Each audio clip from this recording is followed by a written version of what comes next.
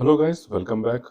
और आज हम अपनी लेबर सीरीज का एक नया लेक्चर करेंगे जो कि है inter state migrant workman regulation and employment condition of service act 1979।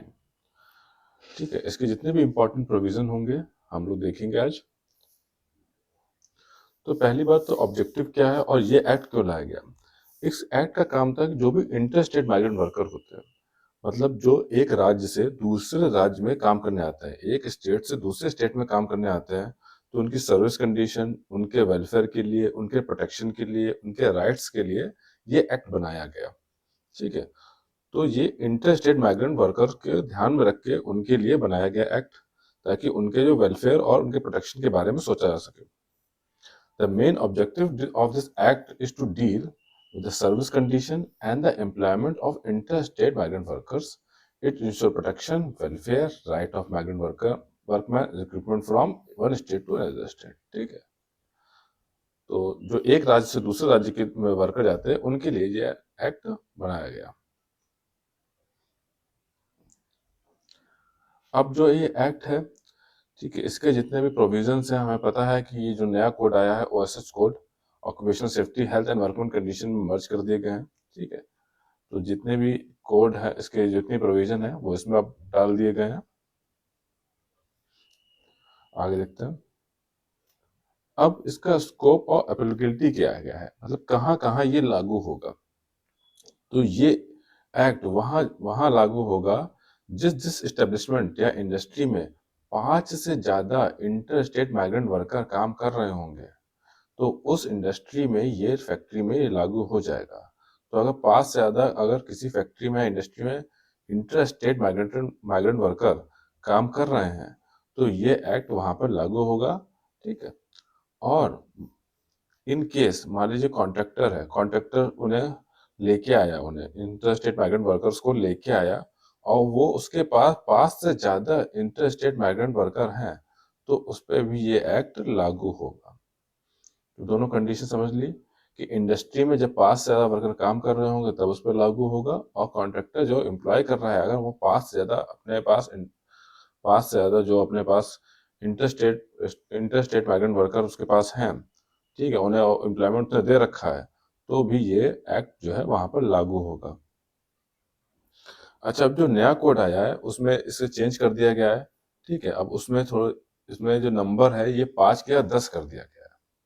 ठीक है, मतलब अगर 10 से कम है आपके पास, ठीक है, वर्कर जो बाहरी राज्य से आए हुए हैं, तो ये एक्ट नहीं लागू होगा।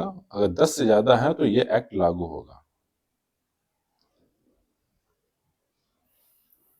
अब डेफिनेशन देख लेते हैं। ठीक है, वर्कमैन की जो जो बाहर से आए हुए हैं उनकी डेफिनेशन क्या रहेगी। इंटर स्टेट माइग्रेंट वर्कमैन जो आए हुए हैं दूसरे राज्य से, उनकी डेफिनेशन क्या रहेगी इस एक्ट के अंदर। तो उसके में डेफिनेशन में ये लिखा हुआ है कि कोई भी पर्सन जो दूसरे स्टेट से आया है और उसने एग्रीमेंट कर रखा है किसी कॉन्ट्रैक्टर के साथ, ठीक है, और वो दूसरे स्टेट में काम कर रहा है, वो इसमें आएंगे। Any person who is recruited by through a contractor, मतलब वो कॉन्ट्रैक्टर थ्रू आया हुआ है in one state under agreement और other agreement for employment in an establishment in another state is considered inter state migrant worker. ठीक है, वो contractor से उसने एग्रीमेंट कर रखा है और वो दूसरे स्टेट में काम कर रहा है। This apply whether or not the worker is aware of the fact that he is being recruited for employment in another state। ठीक है, इसमें ये भी बात याद रखनी है कि मतलब उस वर्कर को अगर देखिए उससे एग्रीमेंट हो गया लेकिन उसे पता नहीं है कि वो दूसरे स्टेट जाएगा या फिर इसी स्टेट में काम करेगा, उससे कोई लेना देना नहीं। उसे पता हो चाहे ना पता हो कि वो दूसरे स्टेट में जाएगा या ऐसी भी काम करेगा, अगर कॉन्ट्रैक्ट हो गया है तब भी ये एक्ट वहां पर अप्लाई होता है। अब जो नया कोड आया है उसमें हम लोग देख लेते हैं। ठीक है, हम लोग साथ साथ में देख लेते हैं कि जो नया कोड आया उसमें इसमें क्या चेंज किया गया है। तो जो इसकी डेफिनेशन थोड़ा सा ब्रॉड कर दिया गया। पहले क्या होता था कि जो भी वर्कर है, जो बाहरी स्टेट से वर्कर आ रहे हैं, वो सिर्फ कॉन्ट्रैक्टर के थ्रू आ रहे हैं, तभी ये एक्ट लागू होता था। मान लीजिए किसी भी इंडस्ट्री या एस्टेब्लिशमेंट में इंटर स्टेट माइग्रेंट वर्कर आए, बाहर से वर्कर आए, तो अगर उन्हें कॉन्ट्रैक्टर लेके आएगा, ठीक है, वो कॉन्ट्रैक्टर के थ्रू अगर उस इंडस्ट्री या वर्कर एस्टेब्लिशमेंट में लगेंगे तो ये एक्ट लागू होगा। ठीक है, वरना नहीं लागू होगा। लेकिन अब इस डेफिनेशन को थोड़ा ब्रॉड कर दिया गया है। मतलब अगर कोई बाहरी राज्य से वर्कर आता है और वो डायरेक्टली जाके किसी इंडस्ट्री में लग जाता है विदाउट कॉन्ट्रैक्टर, तो भी उस पे एक्ट लागू होगा। मतलब क्या है, worker employed directly by employer और through contractor for employment in another state. अब वो चाहे बाहर से आया हो दूसरे स्टेट से, और वो बिना कॉन्ट्रैक्टर के भी अगर मान लीजिए किसी इंडस्ट्री में लग जाता है तो भी एक्ट ये लगेगा। और मान लीजिए विद कॉन्ट्रैक्टर, उसे कोई कॉन्ट्रैक्टर लेके आया हुआ है उस वर्कर को, उस लेबर को, तो भी एक्ट उस पर लागू होगा। तो इसमें ये दोनों एक कंडीशन, ये वाली जो कंडीशन है ये ऐड कर दी गई है। ठीक है, earlier only those recruited through a contractor was covered. ठीक है, जो कॉन्ट्रैक्टर से पहले आते थे पहले वही कवर्ड थे, लेकिन अब जो अपने आप डायरेक्टली आके किसी स्टेट से काम करते हैं वो भी इसके अंदर कवर होंगे। रजिस्ट्रेशन देख लेते हैं। रजिस्ट्रेशन का क्या मतलब है? रजिस्ट्रेशन का मतलब ये है जो भी इस्टेब्लिशमेंट, इंडस्ट्री, फैक्ट्री बाहरी से आने वाले राज्य से वर्करों को काम देगी, जो भी इंटर स्टेट माइग्रेंट वर्कर्स को काम देगी, तो उसे पहले रजिस्टर कराना होगा। ठीक है, उसे 1 महीने का समय दिया जाएगा रजिस्टर कराने के लिए। Every principal employer of establishment employing inter state migrant worker must apply for registration of the establishment to the registration officer within a month of employing such workman। ठीक है, उसे 1 महीने का समय दिया जाएगा कि वो रजिस्ट्रेशन ऑफिसर के पास जाए और रजिस्टर करा ले कि हम जो है इंटर स्टेट माइग्रेंट वर्कर को यहाँ पर काम रखा है। ठीक है, और ये कौन सी कंडीशन होती है? जब 5 से ज्यादा वर्कर उसके यहाँ होंगे तो उसे रजिस्टर कराना ही होगा। क्या प्रोसीजर रहेगा? उसे एप्लीकेशन देगा। ठीक है, जो भी एम्प्लॉयर होगा वो एप्लीकेशन देगा। ठीक है, और अगर रजिस्ट्रेशन ऑफिसर सेटिस्फाई हो जाता है, ठीक है, तो उसे सर्टिफिकेट दे देगा। इन केस नहीं होता है तो उसे रिटर्न करेगा और कहेगा जाके ठीक करके लाओ। If the officer is not satisfied, the application may be return to the principal employer for correction and clarification. ठीक है, और मान लो उसने ना रिटर्न करी ना उसे रजिस्टर किया इन अ 1 मंथ, तो अगले 15 दिन में उसे रजिस्ट्रेशन सर्टिफिकेट देना ही होगा। ठीक है, उस एम्प्लॉयर को। तो 1 महीने का समय रहता है, उसमें उसे रजिस्टर कर देना है या फिर रिटर्न कर देना है कि इसे जाके करेक्शन करके लाइए। अगर ऐसा नहीं करता है वो रजिस्ट्रेशन ऑफिसर, तो उसे अगले 15 दिन में रजिस्ट्रेशन सर्टिफिकेट देना ही होगा। ठीक है, ये कंपलसरी हो जाएगा फिर। Licensing of contractor. ठीक है, जैसे हम लोगों ने कॉन्ट्रैक्टर लेबर एक्ट में देखा था कि वहां पर जो कॉन्ट्रैक्टर है उसे लाइसेंस लेना होता है जब भी वो कॉन्ट्रैक्ट लेबर को हायर करता है। इसमें भी सेम केस है। जब भी वो बाहरी राज्य के वर्कर्स को हायर करेगा, इंटर स्टेट माइग्रेंट वर्कर को हायर करेगा, तो उसे लाइसेंस लेना होगा लाइसेंसिंग ऑफिसर से। The licensing officer similar to the system under the contract labour act issue a license to the contractor for employ inter state migrant workers. ठीक है, उस कॉन्ट्रैक्टर को जो अगर वो 5 से ज्यादा इंटर स्टेट माइग्रेंट वर्कर अपने उसमें रखता है, अपने एम्प्लॉय करता है उन्हें, तो उसे जो है लाइसेंस लेना होगा लाइसेंसिंग ऑफिसर से। और जब वो लाइसेंस लेगा तो उसमें वेजेस कंडीशन, उनके घंटे, ठीक है, कितने घंटे काम करेंगे और कौन कौन सी उन्हें वेलफेयर फैसिलिटीज या एमिनिटीज दी जाएंगी वो भी मेंशन होगा। ठीक है, license specifies term and condition regarding wages, hours and welfare facilities. ठीक है, अब जो भी वेजेस दी जाएंगी इंटर स्टेट माइग्रेंट वर्कर्स को, वो मिनिमम वेज जो एक्ट हम लोग का उसके हिसाब से दी जाएंगी। उसमें जितनी भी मेंशन होंगी कि इससे कम वेजेस नहीं मिलेंगी, तो उसी हिसाब से जो है वेजेस दी जाएंगी। ठीक है, तो contractor is responsible for timely payment of wages to every inter state migrant worker. और कॉन्ट्रैक्टर ही रिस्पॉन्सिबल होगा वेजेस देने के लिए। ठीक है, इंटर स्टेट माइग्रेंट वर्कर को। अगर कॉन्ट्रैक्टर लेके आया है तो कॉन्ट्रैक्टर रिस्पॉन्सिबल होगा, अगर वो डायरेक्टली आया है तो फिर एम्प्लॉयर रिस्पॉन्सिबल होगा। Displacement allowance. ठीक है, तो डिस्प्लेसमेंट अलाउंस क्या है?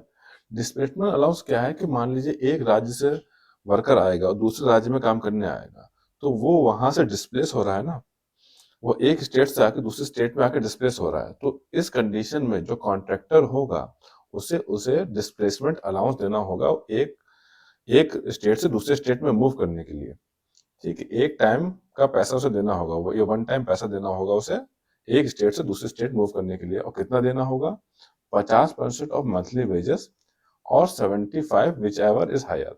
इन दोनों में से या तो 50 जो भी उसकी वेज होगी उसका 50% या 75 रुपीज, इनमें से जो भी ज्यादा होगा वो देना होगा।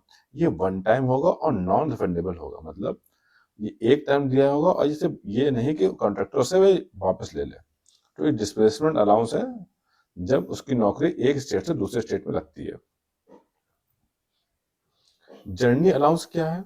जर्नी अलाउंस क्या है कि मान लीजिए वर्कर अपने यहाँ एक स्टेट में काम कर रहा है और उसे अपने घर जाना है, तो उस कंडीशन में उसका जितना भी किराया होगा आने और जाने का, वो दोनों जो है कॉन्ट्रैक्टर या एम्प्लॉयर उसे प्रोवाइड कराएंगे। ठीक है, every inter state migrant worker shall be entitled to a journey allowance. The journey allowance shall not be less than the fare for the outward and return journey between the place of recruitment and the place of employment. ठीक है, जो उसका घर है और जहां वो काम करता है उसके बीच में जो भी फेयर लगेगा आने और जाने का, दोनों फेयर देने होंगे एम्प्लॉयर या कॉन्ट्रैक्टर को। उसी को हम लोग जर्नी अलाउंस कहते हैं। अब देखते हैं क्या है ये वेज ड्यूरिंग जर्नी। ठीक है, होता क्या है कि ऐसा तो नहीं है कि अगर मान लीजिए एक स्टेट से आ रहा है और दूसरे स्टेट से आ रहा है, मान लीजिए वो बिहार में रहता है या यूपी में रहता है और गुजरात जाता है या एमपी जाता है, गुजरात जाता है, महाराष्ट्र जाता है, एमपी जाता है, तो महाराष्ट्र जा रहा है बिहार से ट्रेन से जा रहा है तो 102 दिन लग जाएंगे उसे। ठीक है, 102 दिन लग जाएंगे आप आने में या फिर वापस जाने में। तो जो उस टाइम जो पीरियड है उसका आने और जाने का, उसकी जो पेमेंट है वो ड्यूटी में ही गिनी जाएगी। ठीक है, मतलब उसका आने और जाने का जो टाइम है ना, वो ड्यूटी में गिना जाएगा और उसकी वेजेस भी देनी होगी।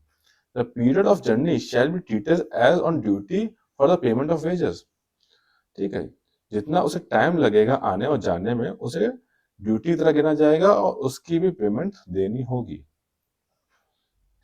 किसकी रिस्पॉन्सिबिलिटी होगी पेमेंट देने की?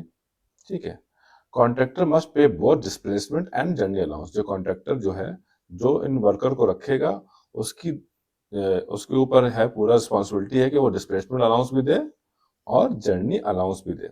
अगर मान लीजिए कॉन्ट्रैक्टर नहीं दे पाता है, इन दैट केस जो पेमेंट है वो प्रिंसिपल एम्प्लॉयर करेगा। ठीक है, जिसने कॉन्ट्रैक्टर को काम दिया होगा, प्रिंसिपल एम्प्लॉयर, वो पेमेंट करेगा और वो बाद में कॉन्ट्रैक्टर से पैसा उसके अमाउंट से, उसकी पेमेंट से काट सकता है। ठीक है, वो रिकवर कर सकता है कॉन्ट्रैक्टर से, लेकिन इन केस अगर कॉन्ट्रैक्टर पैसा नहीं दे पाता है, ठीक है, तो सारा पैसा जो है प्रिंसिपल एम्प्लॉयर को देना होगा। आगे चलते हैं। Equal wages for equal work. इसमें क्या है कि जैसे कोई भी माइग्रेंट वर्कर आता है अपना दूसरे स्टेट में काम करने और वो सेम काम कर रहा है, ठीक है, सेम टाइम का ये काम कर रहा है, सिमिलर टाइप का काम कर रहा है जैसे वहां के लोकल वर्कमैन काम कर रहे हैं। ठीक है, उसी तरह का सेम काम कर रहा है। ठीक है, तो उसकी वेजेस, हॉलीडे और कंडीशन ऑफ सर्विस भी सेम ही रहेंगी। उसके बीच में कोई डिस्क्रिमिनेशन नहीं किया जाएगा। If the workman if the migrant workman perform the same or similar work as a local workman, then wages, holiday, condition of service shall be same as those of local workman in the establishment। ऐसा नहीं है कि उसका भेदभाव किया जाए कि मान लीजिए वो बिहार से आया है और महाराष्ट्र में आया है तो महाराष्ट्र वाले को ज्यादा पेमेंट मिल रही है ना कि बिहार वाले को, तो उसके साथ ऐसा जो है भेदभाव नहीं किया जाएगा। क्या क्या फैसिलिटीज दी जाएंगी इन्हें इस एक्ट में? जो कॉन्ट्रैक्टर इन्हें प्रोवाइड कराएगा या फिर प्रिंसिपल एम्प्लॉयर इन्हें प्रोवाइड कराएगा, क्या क्या फैसिलिटीज इन्हें दी जानी चाहिए इस एक्ट के अकॉर्डिंग? ठीक है, तो पहली बात, इन्हें अकोमोडेशन मतलब रहने की जगह देनी चाहिए जो वर्क प्लेस के पास हो। मेडिकल फैसिलिटी और प्रोटेक्टिव क्लोथिंग, जो भी प्रोटेक्शन और सेफ्टी के लिए गेयर होने चाहिए वो प्रोवाइड करानी चाहिए। कैंटीन फैसिलिटी, रेस्टरूम और फर्स्ट एड की सुविधा भी देनी होंगी। पासबुक या आइडेंटिटी कार्ड जिसमें उनकी सारी एम्प्लॉयमेंट की कंडीशन लिखी होनी चाहिए और उनके बारे में सारी डिटेल होनी चाहिए। तो passbook, identity card to each interstate migrant worker containing detail of employment and wages. ठीक है, contractor must maintain register of migrant worker and furnish return to the relevant authorities. ठीक है, कॉन्ट्रैक्टर को जो है एक रजिस्टर मेंटेन करना होगा जिसमें सारी माइग्रेंट वर्कर की सारी इंफॉर्मेशन होगी और वो टाइम टू टाइम जो उसकी अथॉरिटीज हैं उन्हें प्रोवाइड कराना होगा कि हमारे पास कौन कौन सा माइग्रेंट वर्कर है, कहाँ कहाँ से स्टेट से हैं और इन्हें हम कितनी कितनी वेजेस दे रहे हैं। वो सब मेंटेन करना होगा कॉन्ट्रैक्टर को। एक्सीडेंट अगर कोई होता है, मान लीजिए किसी माइग्रेंट वर्कर का एक्सीडेंट होता है, तो दोनों जगह मतलब जहां उसका होम स्टेट है, जहां का वो रहने वाला है, वहां के अथॉरिटीज को भी इन्फॉर्म करना होगा, और डेस्टिनेशन जहां पर वो काम कर रहा है, डेस्टिनेशन स्टेट जहां पर वो काम कर रहा है, वहां की अथॉरिटी को भी इन्फॉर्म करना होगा। तो दोनों जगह के अथॉरिटीज को इन्फॉर्म करना होगा, ठीक है। उसके घर की भी अथॉरिटी को, जो होम स्टेट की अथॉरिटी है, और डेस्टिनेशन स्टेट अथॉरिटी को भी इन्फॉर्म करना होगा इन द केस ऑफ एक्सीडेंट।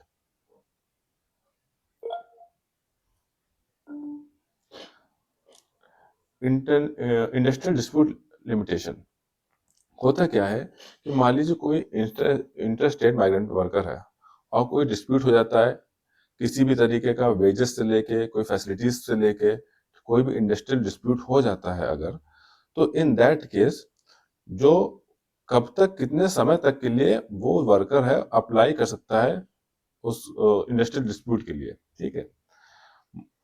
उसमें 6 महीने का समय दिया हुआ है from the date of which the worker return to home state. मतलब अगर वर्कर का कोई डिस्प्यूट हो जाता है और वो घर चला जाता है, तो उसके 6 महीने बाद तक जो भी वो कंप्लेन है वो कर सकता है, उसके बाद उसकी कंप्लेन एंटरटेन नहीं की जाएगी इंडस्ट्रियल डिस्प्यूट की, ठीक है। तो वर्कर के पास 6 महीने का समय रहेगा उसके घर जाने के बाद, ठीक है। वो घर अगर चला जाता है उसके बाद 6 महीने का समय रहेगा, और अगर वो उस 6 महीने में वो कोई कंप्लेन कोई अपील करनी होगी तो उन्हीं 6 महीने में कर दे, नहीं तो उसके बाद उसे एंटरटेन नहीं किया जाएगा, उसे सुना नहीं जाएगा, ठीक है। In the case of inter state migrant worker, any industrial dispute relating to the employment can be entertain after 6 month from the date of which worker return to his home state, ठीक है। Home state return करने के बाद 6 महीने का समय रहेगा। Provision of employment without registration of license, ठीक है। इन द केस मान लीजिए एस्टेब्लिशमेंट जो है वो रजिस्टर्ड नहीं है, ठीक है, और कॉन्ट्रैक्टर के पास लाइसेंस नहीं है, इन दोनों केसेस में वो इंटर स्टेट वर्कर्स को नहीं रख सकते, ठीक है। अगर जो इंडस्ट्री है वो रजिस्टर्ड नहीं है, ठीक है, और कॉन्ट्रैक्टर के पास लाइसेंस नहीं है, इन इन दोनों कंडीशन में वो नहीं रख सकते, और रखते भी हैं तो वो पनिशेबल होगा। तो ये हमारी हो गई जो पुराना एक्ट था आपका, उसके बारे में। अब जो नया एक्ट आया है, जो नया कोड आया है, उसमें कुछ प्रोविजंस चेंज हुए हैं। तो कुछ हम प्रोविजन यहाँ देख लेते हैं क्या क्या चेंज आया है इनमें, ठीक है। तो मैंने आपको पहले बता दिया कि जो इसकी डेफिनेशन है थोड़ी ब्रॉड कर दी गई है। अब जो डायरेक्ट एम्प्लॉयड है, मतलब वर्कर जो सीधे आके एम्प्लॉयर के पास काम कर रहे हैं, किसी स्टेट से आए और सीधे आके एम्प्लॉयर सीधे आके इंडस्ट्री में लग गए विदाउट एनी कॉन्ट्रैक्टर, ठीक है, बिना किसी कॉन्ट्रैक्टर के लग गए, वो भी इंक्लूड होंगे। और जो कॉन्ट्रैक्टर के थ्रू आएंगे वर्कर किसी दूसरे स्टेट से, वो भी इंक्लूड होंगे। तो दोनों को इंक्लूड कर दिया गया है इसमें, ठीक है। तो ये बात याद रखिएगा, ये नए कोड के लिए, पुराने के लिए नहीं। एक्सपीरियंस सर्टिफिकेट, ठीक है। अगर मान लीजिए कोई वर्कर कॉन्ट्रैक्ट लेबर या फिर इंटर स्टेट वर्कर अगर उससे अपने कॉन्ट्रैक्टर से एक्सपीरियंस सर्टिफिकेट मांगता है, तो उसे एक्सपीरियंस सर्टिफिकेट देना होगा, और उसमें उसकी सारी डिटेल लिखी होनी चाहिए, नेचर ऑफ वर्क, कितने दिन काम किया, वो सब उस सर्टिफिकेट में लिखा होगा। Every contractor shall on demand issue an experience certificate in a prescribed form to a contract labor or an interstate migrant worker. The certificate must detail the nature, duration and work performed by the worker, ठीक है। Veg threshold, ठीक है। अब जो इसमें interstate worker के लिए एक वेज थ्रेशोल्ड ला दिया गया, 18,000 से नीचे जो भी आएंगे वो इंटरस्टेट वर्कर में इंक्लूडेड होंगे। ये पहली बार इंट्रोड्यूस किया गया इस एक्ट में, ठीक है। ये मैं आपको बता चुका हूँ पहले भी कि पहले जो है 1970 एक्ट की जो एक्ट है जो अभी भी लागू है, उसमें इसकी कंडीशन 5 वर्कर है, लेकिन जो नया कोड आया है उसमें से 10 वर्कर कर दिया गया है। तो आपको दोनों याद रखनी है, ठीक है। पुराने एक्ट में मतलब जो अभी एक्ट है आपका 1979 का, उसमें 5 वर्कर है, और जो नया कोड आया है उसमें 10 वर्कर कर दी गई है लिमिट।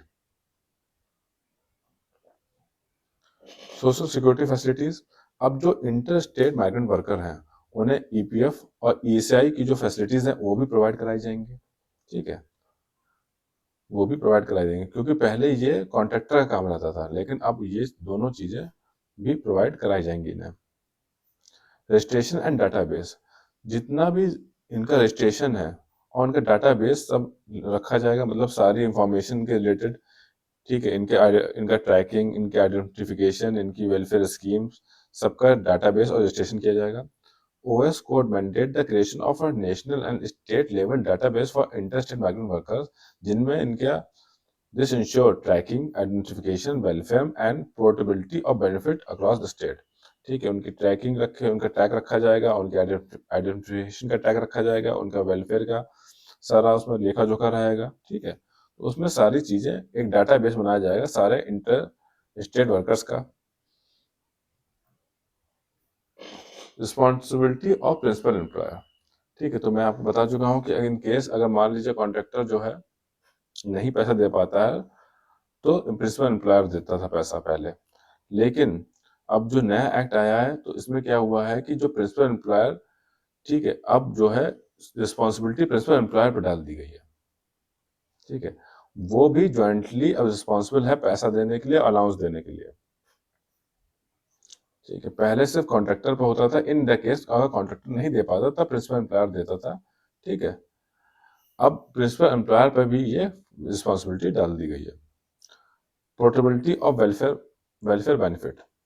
इसमें क्या है कि होता क्या है, जैसे एक वर्कर जो है कहीं दूसरी जगह काम कर रहा है, तो वो मतलब अपने घर में है काम कर रहा है, तो वो वहां से राशन ले रहा है। ठीक है, जो PDS स्कीम है, पब्लिक डिस्ट्रीब्यूशन सिस्टम की जो स्कीम्स है, वहां से राशन ले रहा है। अगर मान लीजिए वो कहीं दूसरी जगह काम करने जाता है, तो अब वो जहां पर जा रहा है दूसरे स्टेट में, तो वहां भी जो उसका जो राशन है, फूड ले सकता है, फूड का राशन वहां भी ले सकता है।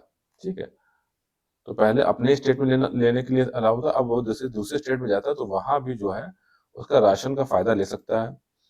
ठीक है, portability of EPF and ESI accounts. ठीक है, मान लीजिए किसी एक स्टेट में काम कर रहा है, वहां पर उसके EPF और ESI अकाउंट चल रहे थे, वो अगर दूसरे स्टेट में जाकर काम करने लगता है, दूसरी इंडस्ट्री में काम करने जाता है, तो वो पोर्ट हो जाएंगे। ठीक है, उनका सारा जो पैसा EPF और ESI का पैसा है वो दूसरे स्टेट में चला जाएगा और दूसरी इंडस्ट्री में चला जाएगा और वो सेफ रहेगा। ठीक है, extra to run state and welfare scheme in either home or destination state. ठीक है, जिस स्टेट में जाएंगे, जैसे डेस्टिनेशन स्टेट में जो है मतलब जहां पर काम कर रहे हैं, और होम स्टेट है, वहां की जो वेलफेयर स्कीम है वो दोनों का फायदा ले सकते हैं।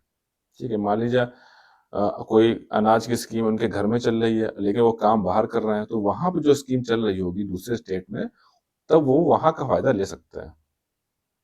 ठीक है, grievance radiation and inspection mechanism. ठीक है, ये एक नया इसमें आया है इस एक्ट में। The migrant worker can raise complain regarding wage facilities and safety. The OSH code designate inspector cum facilitator for inspection guidance and grievance radiation. देखिए, पहले जो स्कीम्स थी, पहले जो एक्ट था उसमें इंस्पेक्टर था। ठीक है, और जो नया अब आया है, नया कोड आया, उसमें इंस्पेक्टर कम फैसिलिटेटर की एक पोस्ट आई है। ठीक है, तो वर्कर अगर माइग्रेंट वर्कर चाहें, अगर उन्हें कोई डिस्प्यूट है रिगार्डिंग वेज या फैसिलिटीज, तो वो जाके यहाँ पर कंप्लेन कर सकते हैं इससे। Penalties and enforcement. ठीक है, the OSH code impose penalty for non compliance including the employment without registration और licence, non payment of allowance, failure of maintenance record and violation of safety and welfare provision. ठीक है, तो इसमें जो OSH code में उसमें penalties बढ़ाई दी गई हैं। पहले कम पेनल्टीज थी, अब उसमें ज़्यादा कर दी गई हैं, और अगर मान लीजिए कोई रजिस्ट्रेशन नहीं है, लाइसेंस नहीं है या पेमेंट नहीं है, तो उन सब पे भी पेनल्टीज जो है आपको पहले भी थी और अब भी है ही, लेकिन इस बार थोड़ी इंक्रीज कर दी गई है। ठीक है, तो ये हम लोगों ने जो है अपना इंटर स्टेट माइग्रेंट वर्कर का जो एक्ट है वो पूरा कंप्लीट कर लिया है। ठीक है, और इसके जितने इंपॉर्टेंट प्रोविजन थे वो हमने सारे देख लिए। इसे आप देखिए और हम लोग मिलते हैं नेक्स्ट लेक्चर में। Thank you.